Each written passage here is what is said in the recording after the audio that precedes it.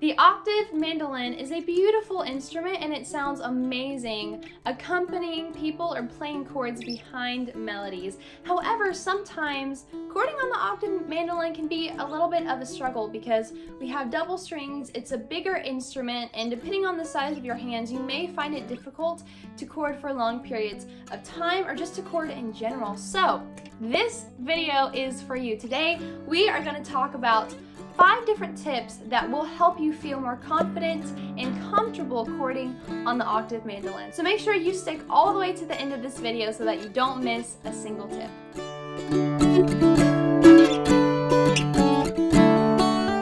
The first thing I want to talk about is our hand position. Now, before we get into talking about our hand position, we need to make a distinction because we have 2 different types of chords on the octave mandolin. We have open chords, so like this, like our open G chord. This would be considered an open chord because we are using some of our open strings. And a closed chord means that we have a finger on every single string. So there are no open strings. So an example of a closed chord might be a bar chord. So let's just take an A major bar chord. So this would be considered a closed chord because we have a finger on every single string. Now the reason why we need to make that distinction is because our hand position changes depending on what kind of chord we're playing. I know for me, and probably for pretty much everybody, closed chords, bar chords, are a little bit more challenging than our open chords because we have to use more fingers, we have to press down more strings, we have to keep it from buzzing, and so it's just a little bit more complicated. But let's go ahead and start off talking about open chords. So if we take again that open G chord here, you can see that my wrist is pretty much straight. My arm is angled a slight bit. I mean, obviously my elbow is not right under the instrument. It's kind of angled back a little bit, but my wrist is in a nice straight line. My wrist to my arm to my elbow, all in a straight line. And that's what we want. That's typically what we want. Now, if I move these 2 fingers and play an open A chord, my hand position, obviously now I'm having to reach over the strings a little bit, but my wrist, for the most part, if I kind of angle this way, like it might be a tiny bit curved, but for the most part, there's still a nice straight line, and that's typically what we want. What we don't want, and what I see a lot of people do to try to reach different chords, is they'll bring their wrist under, they'll kind of collapse it. So this is not straight because you see how my hand is here and then we have the rest of my arm. So we have this kind of line as opposed to that where it's all in alignment. We don't want that. But for some reason, sometimes that happens when people are trying to reach certain chords. They'll end up kind of collapsing their wrist underneath the neck, so where the palm of their hand is now touching the back of the neck. So when we do that, it really hinders us from being able to move. It hinders our flexibility, and it just makes it harder. I would recommend keeping the nice space here in between your wrist and between the neck of the instrument. We pretty much always want a space. We never want that to be closed off. Just make sure you keep that there. Now we're going to move on to talking about closed chords. Typically, closed chords are also bar chords because we have to bar 2 or more strings in order to create a closed chord. So if we take the same A, okay, so here you can see that my hand position changes quite a bit.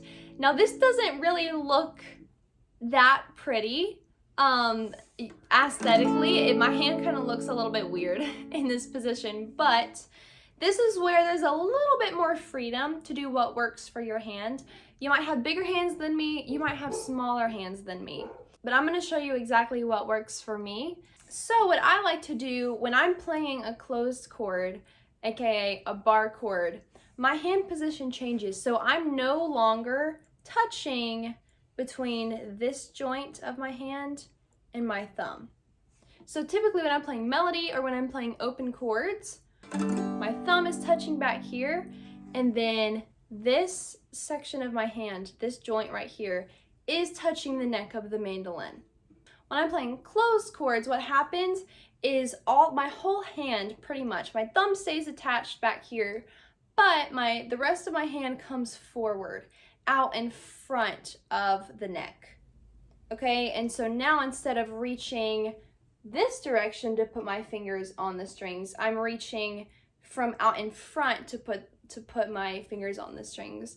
And the reason why I do this is so that I can get, so again in this A chord, I'm barring my first finger, so I need that to be straight. So that's why I bring my whole entire hand out. There's a big space here. I'm no longer touching. There's space in between this joint and the neck. And so my wrist is kind of in a completely different position than it was. And this might just take some experimentation. The thing about the octave mandolin and the mandolin when we're doing bar chords is there's not really a specific way to do it.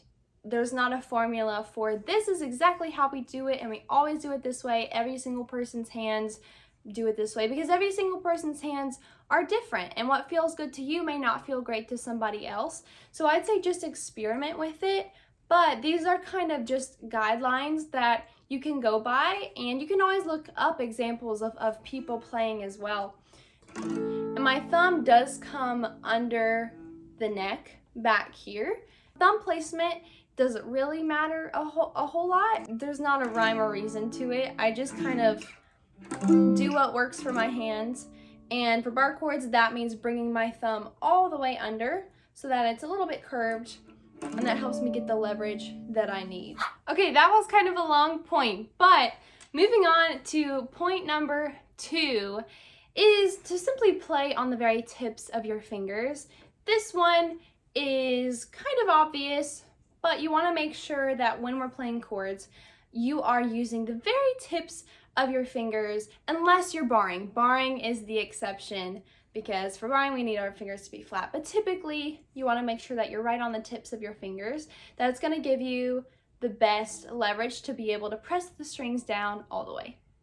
Third point. Now this one is specifically for when we are going from one chord to another chord.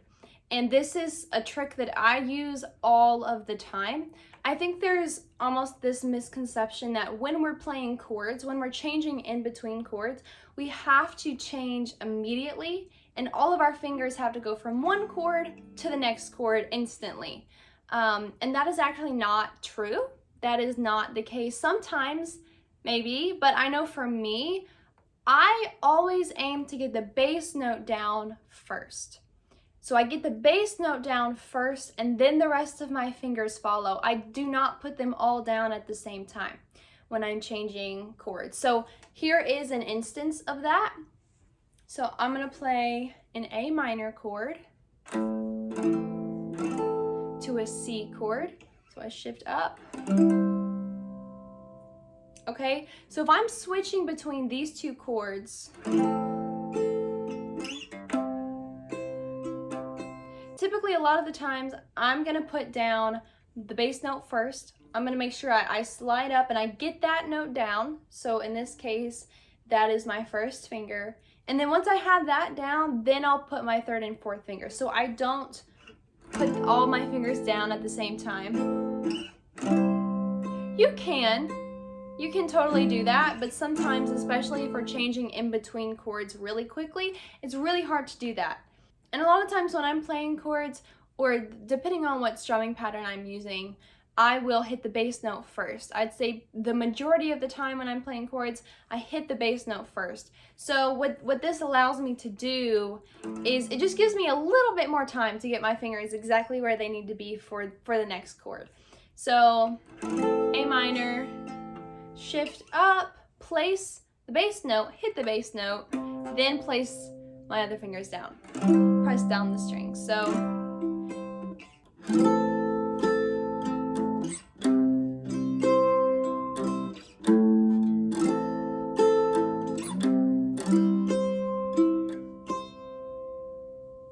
hopefully that makes sense. So another example of what this looks like is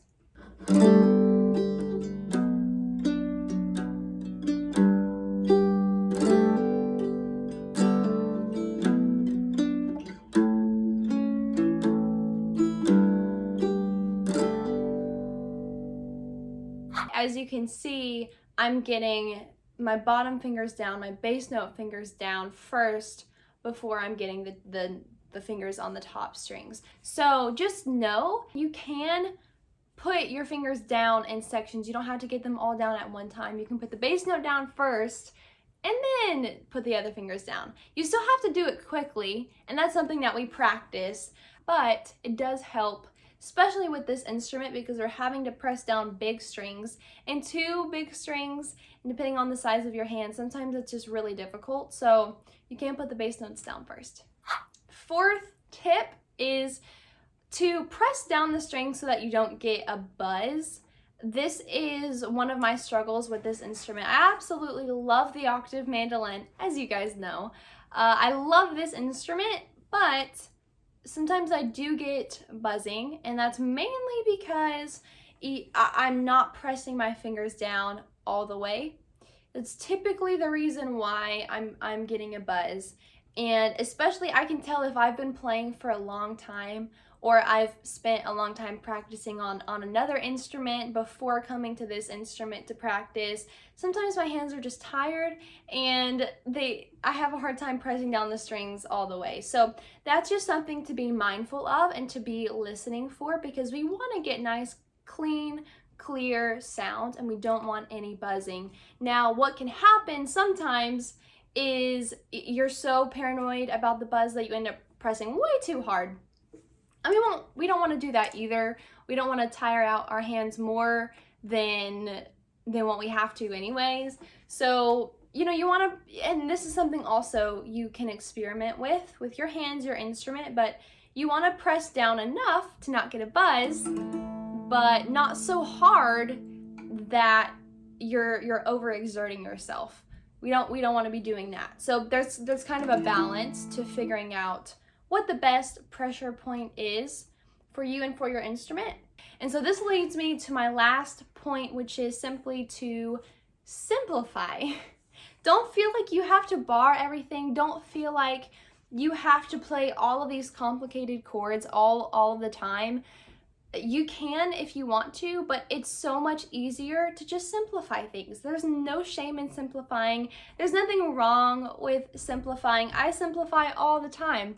And what I mean by simplify is to figure out, okay, how can I incorporate an open string into this chord? How can I make this easier to play? How can I make this more sustainable for me to play this long term? And typically that means incorporating open strings as much as possible. So I have a whole separate video on this. I'll link it down below if you want to go check that out. It's my favorite chords and chord shapes for the octave mandolin.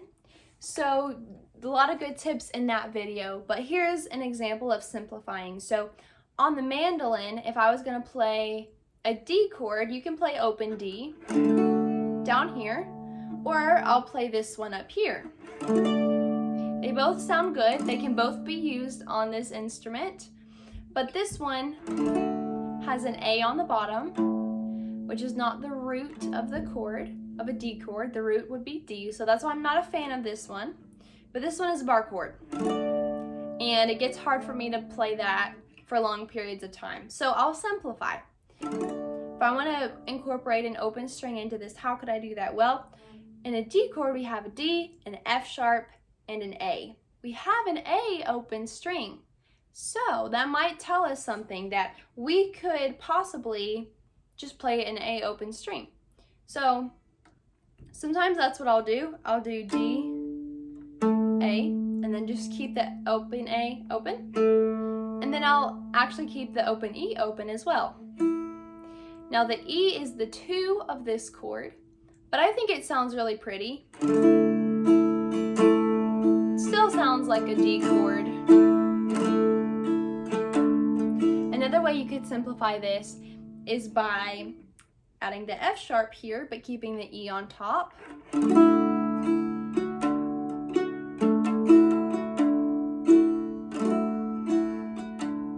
So we still have the 2, and if you didn't want the 2, then you could just not play that high string, or you could play the open one down here without the A on the bottom, because I'm not a fan of that. But so something as simple as that, just removing a note or substituting a fingered note for an open note, is really super helpful, and there's no shame in that. So always think creatively, think how can I make this easier for me to play, and then also, you know, you can think of what sounds good, but there's no shame in simplifying. Well, thank you guys so much for watching. Don't forget to hit that like button down below. That really helps me out. If you have any questions, you can feel free to comment those down below. If you have not watched my other video where I share my favorite octave mandolin chords, definitely go do that. I think you will find that very, very helpful. So thank you guys so much, and I will see you in my next video.